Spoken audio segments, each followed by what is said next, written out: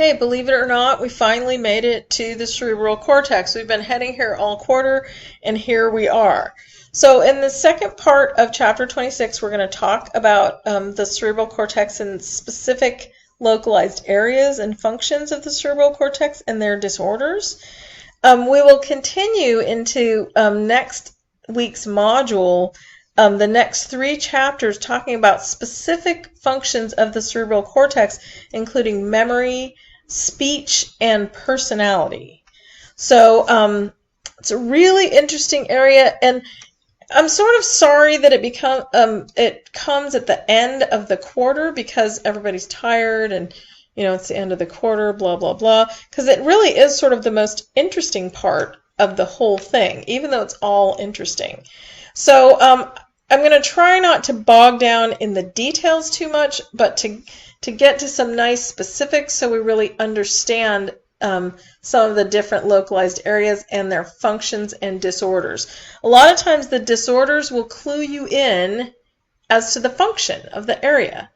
So the first learning objective is to define the following disorders: agnosia, astereognosis, visual and auditory agnosia, apraxia, dysarthria, and motor perseveration.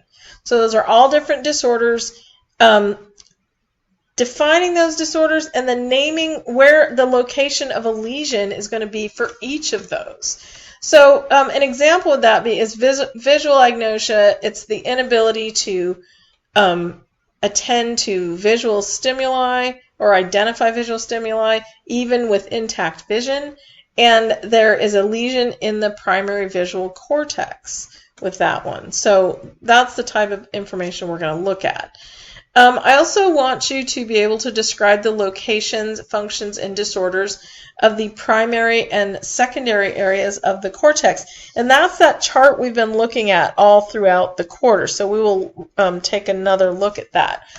And then I want you to be able to describe the locations, functions, and disorders of motor planning areas. So basically in this section we're going to talk about sensory areas and motor planning areas. And then in the last module, we're going to get into specific areas of memory, personality, and language and communication. So the cerebral cortex itself is a huge collection of cell bodies, axons, and dendrites covering the surfaces of the cerebral hemispheres. It contains tons of layers differentiated by size and connectivity of constituent cells. In 2 of the cortex areas, the olfactory and the medial temporal cortex, there are 3 layers of cells. In the rest of the cerebral cortex, there are 6 layers of cells. So this diagram lays out the 6 layers of cells. Do I want you to memorize that? No, I do not. This is just a way of saying how complex the cerebral cortex is. So it used to be people undergoing brain surgery have allowed neurosurgeons to stimulate and record from various areas of the cerebral cortex. So that's where some of the earliest mapping of the cerebral cortex occurred. Now we have imaging techniques like functional MRI that can be used to investigate brain function without the use of invasive procedures. So much better than old procedures, but a lot of the mapping of the cerebral cortex was done from those original surgeries. So there are 5 categories of localized function in the cerebral cortex. Primary sensory cortex discriminates among the different intensities and qualities of sensory information. The primary motor cortex provides descending control of motor output. The secondary sensory cortex performs complex analysis of sensation. Motor planning areas organize movements, and the association cortex controls behavior, interprets sensation, processes emotion, and memories. So those are the 5 categories, and those are the ones that we've been looking at on the chart. So here's the chart. So we have basically 2 sensory areas, 2 motor areas, and all the rest is association cortex. So the primary sensory cortex is simple sensory discrimination, intensity and quality of sensation. The secondary sensory cortex is recognition of sensation. The motor planning areas are movement composition and sequencing, and the primary motor cortex provides that cortical motor output to the motor tracts, upper motor neurons, that supply the spinal cord and lower motor neurons. The association cortex is everything else. It's all the coordination and processing, goal selection, planning, monitoring, interpretation of sensation, emotions, and memory processing. So all of those work together to do all the things that we need to do. So each primary sensory area discriminates among the different intensities and qualities of one type of input. So most primary sensory areas are located within and adjacent to landmark cortical fissures. So in the brain, every little nook and cranny is named. And so the primary visual cortex is within the calcarine sulcus and adjacent gyri, which are on the occipital lobe. The primary vestibular cortex is on the posterior end of the lateral official in the parieto-insular cortex. The primary sensory cortex is just posterior to the central sulcus in the parietal lobe. So you can point at the brain and these areas and say this is the primary sensory cortex. So each one of them is really close to a landmark cortical fissure. I guess you can draw whatever conclusions you want to draw from that, but the one thing about it is you can look at a brain and identify where things are based on the fissures, so that's kind of handy. They're like little landmarks. So here are the primary sensory areas of the cerebral cortex. The somatosensory cortex is just posterior to the central sulcus, and it is in the parietal lobe. The visual cortex is in the occipital lobe, right near the calcarine sulcus. There's the little vestibular section is right there in the temporal lobe, and the auditory sensory cortex is also in the temporal lobe. So our sensation is sort of spread out throughout the brain, which is kind of cool. So these charts in the book are hugely useful, I think. So it tells you each cortical area, what its function is, and lesions in that area cause this particular disorder. So these are wonderful charts. I love them. Well, you know I love charts anyway. But so the primary somatosensory cortex discriminates shape, texture, and size of objects. If you have a lesion in the primary somatosensory cortex, you get loss of tactile localization and loss of conscious proprioception. Because remember, there's that map to each area in the body. It's somatotopically arranged. So there's a part in the cortex that corresponds to a part of the body. So we lose that tactile localization.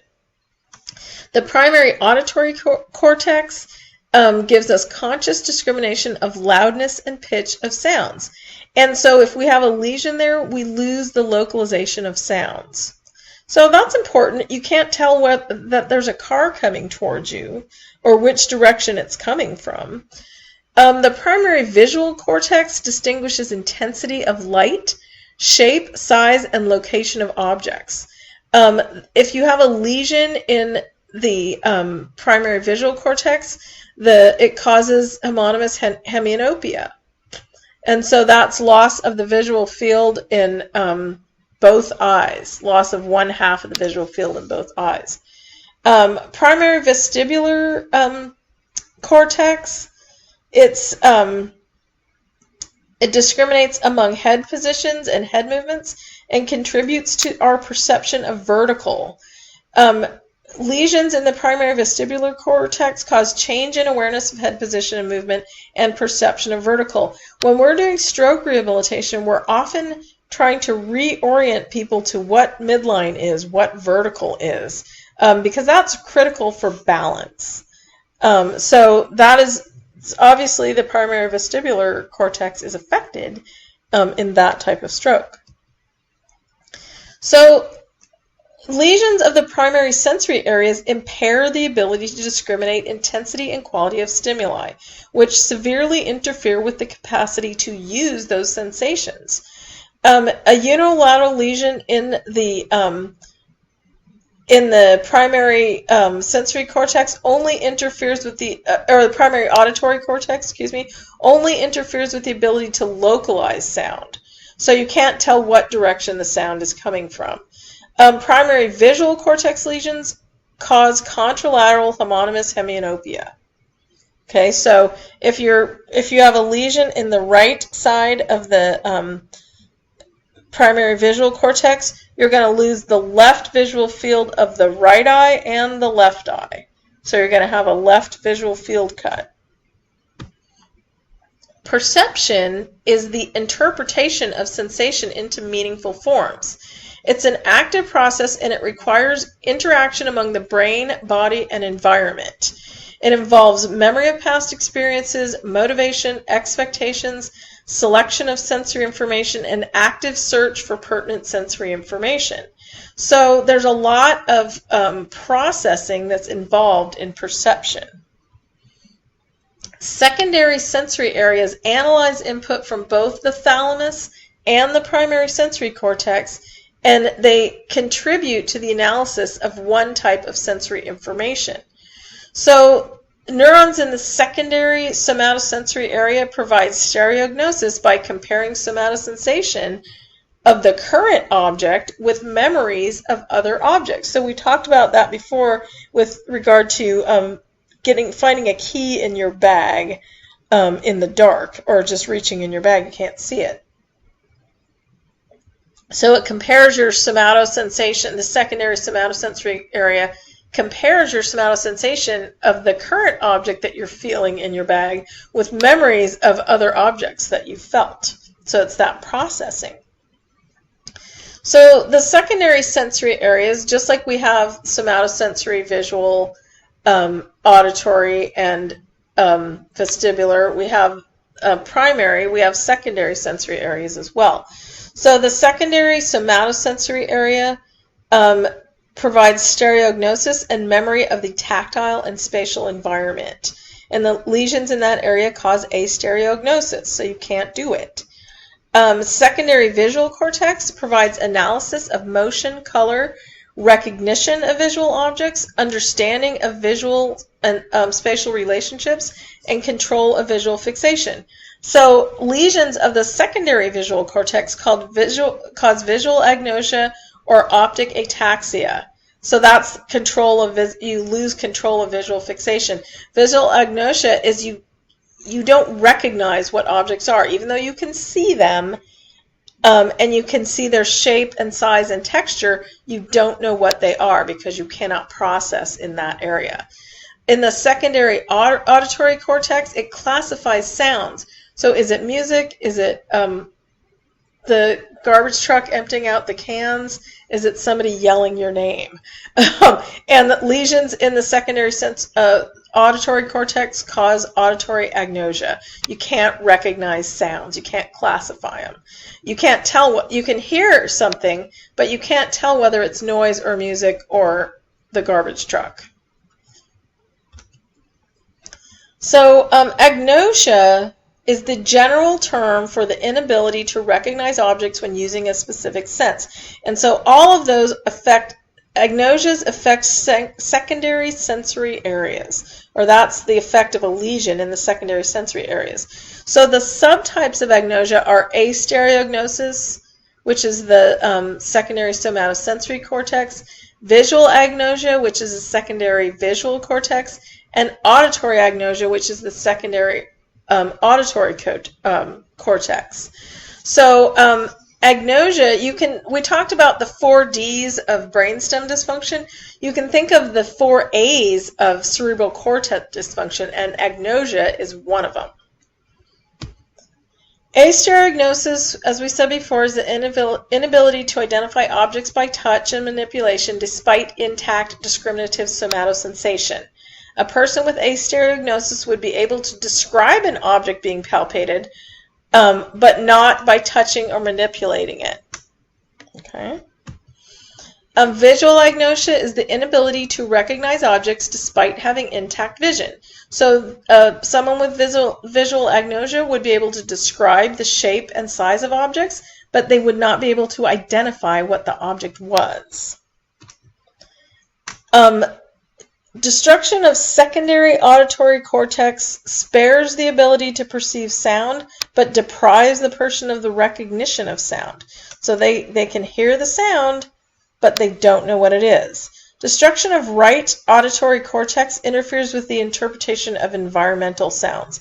Because the right side of our cerebral cortex has an environmental mapping quality to it, or environmental mapping ability, if you lose your right auditory cortex, you cannot interpret environmental sounds. So in the next section, we're going to start talking about the motor cortices and the effects on lesions in the motor cortices.